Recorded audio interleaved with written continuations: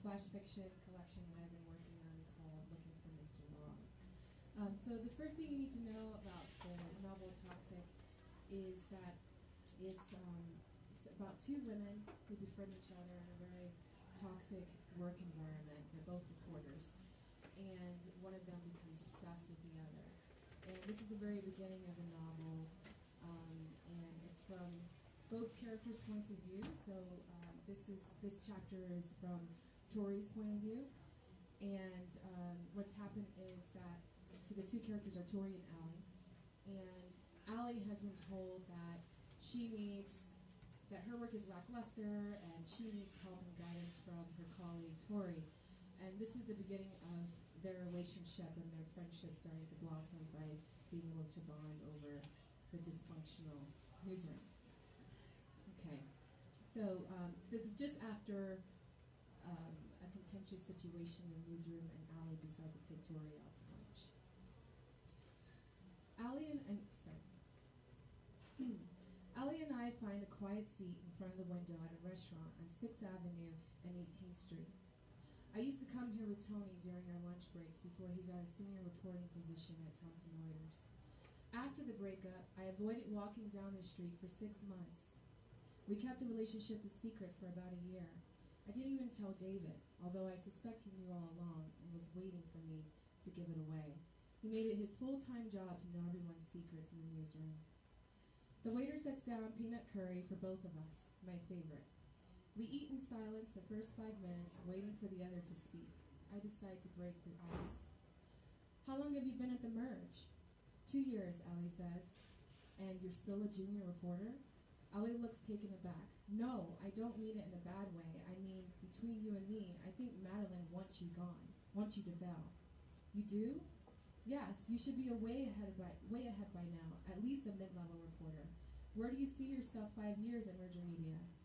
Honestly? Yeah, I wanted your job. Allie sits up straight and doesn't bat an eye. I don't know how to respond. I should have guessed it just the same. Of course she wants my job. Isn't that what Madeline warned me about when she promoted me? A lot of people wanted my position. Allie's not alone. I think you can have my job someday. Oh yes, so Tori is an assistant editor. She just got promoted. I don't plan to be here forever, and neither should you. Before Diana left, I was the one doing her job. If Madeline can see you doing the job you want, she has no reason to promote you. Allie sets her knife and fork on the plate and leans forward. The woman hates me. All this time, she could have shown me what you just did today, and not once did she try to help me. You're not the only one, Allie.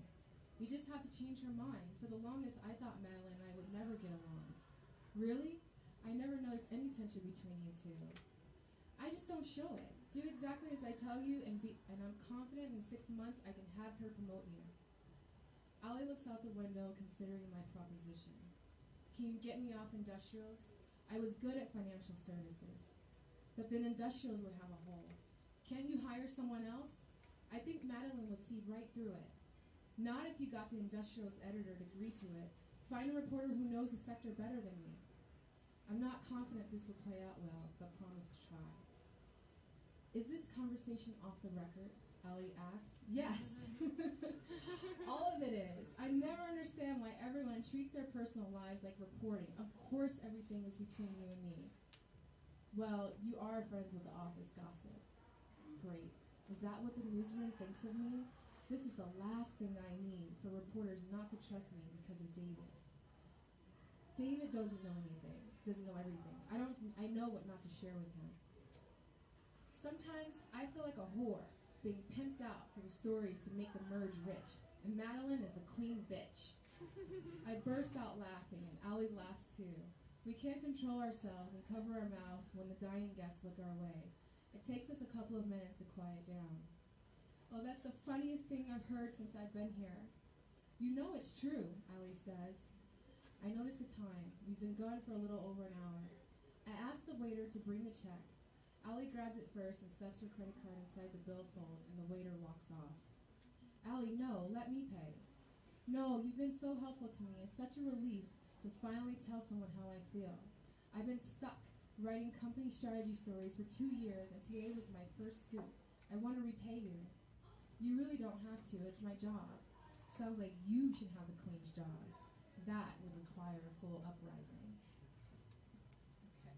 So, the next few pieces I want to read are small flash fiction pieces from my collection, Looking for Mr. Wrong. And I was inspired by this through many things, but one in particular, my friend had said to me once when she called me up and asked if I was dating someone. This is when I used to live in New York City. And I said no. And that was often my answer, no. And then she finally said on one call, she said, out of all the men in New York City, you can't find one. And I've shared over the years lots of dating stories with my friends, and they have as well in New York, and I think there are certain things that happen in that city that would never happen anywhere else, and the people that you run into. And so I decided to working on a collection loosely based on the experiences of mine and others as well. And so the first one is called Laundry Day. His dark hair and eyes attract Deirdre first. Chris is Swedish and a banker from one of New York's top investment firms. They meet at the Hudson Hotel, where both of their employees are hosting a holiday party. Dressed in a black tailored suit, he is the cutest man in the crowd. Chris invites Deirdre to sneak onto the terrace, which is closed for restoration. A buddy of mine works here and can get us in, he says, leading her around a dark corner where a young 20-something is waiting with a flashlight. The view is gorgeous.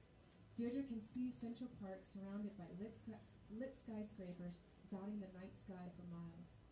This is amazing, Deirdre says. Do you have plans for tomorrow? Chris asks. She shakes her head no, and he offers to take her to the Whitney Museum to see the latest Jeff Koons exhibit. Deirdre doesn't understand any of it. Between the pink balloon rabbit and the giant ball of Play-Doh, she feels like she's transported to a creepy 80s childhood and not in a good way. She feigns a stomach ache, and they grab hot chocolate at Starbucks. Chris smiles. Deirdre smiles back. Yesterday's view was nothing compared to my building, he says. My friends always go crazy over the view. Deirdre asks to see it, and they walk in the cold to his Midtown luxury apartment while Chris complains about the rent.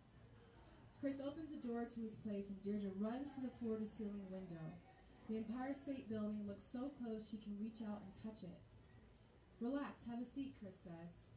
So tell me, Deirdre, what brought you to New York?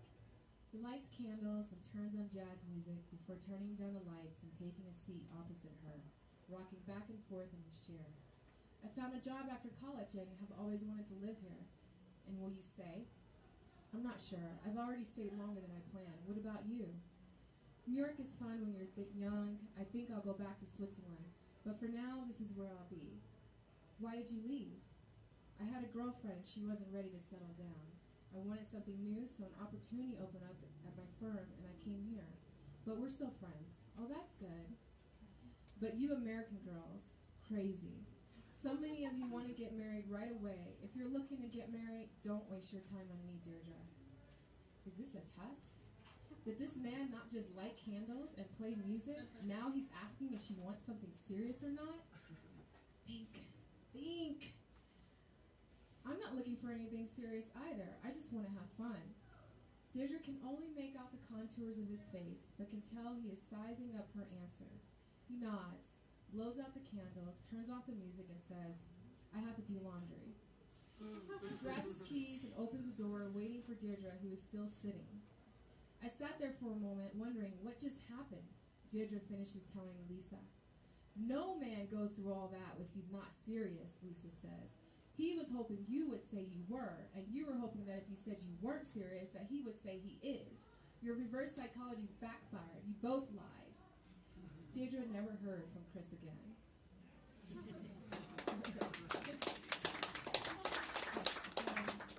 Next one is called Chopping Chicken. Linda knows it's her calling again. She can always tell when Jerry is hiding something. Crosses his legs in an awkward fashion and rests his cheek on his palm, wearing a frown to pretend he can't be disturbed. The man should know she knows by now. Linda hasn't said a word for months. She is waiting, not to catch him with her, but to catch him off guard and make him wish he never crosses her again. She imagines what her voice sounds like on the other end. Is it soft like a mother cooing a baby? Or perhaps she's a fast talker. Jerry doesn't say much and nods his head every now and then on the phone.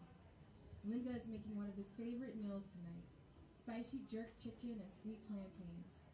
She chops the chicken rough and quick, her eyes fixed on Jerry. Pound, 1, 2, 3. Pound, 1, 2, 3.